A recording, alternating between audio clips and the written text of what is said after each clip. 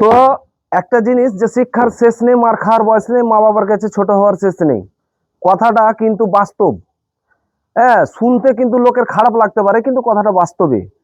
দেখো, অনেকে কিন্তু এই যে আমরা চওড়া চওড়া করে পাটা আগে ফিট করে নিয়েছি, তারপরে আড়ে ডাঁসা মেরে সিটি সেন্টারিং করছি, আমার কথাই বলি। আর অন্যান্য জন লম্বাই কিন্তু ডাঁসা ফিট করে, লম্বাই ডাঁসা ফিট করার পরে আবার কিন্তু আরে পাটা মারে, তখন লম্বাই আবার পাটা মারে, দুবার খাটে। তো সেক্ষেত্রে বলি যে সেটাও ভালো, খারাপ নয়, সেটার জন্য বলি না, যে ওই কারণেই বলি যে শিক্ষার শেষ নেই, মার খাওয়ার বয়স নেই, মা বাবার কাছে ছোট হওয়ার শেষ নেই।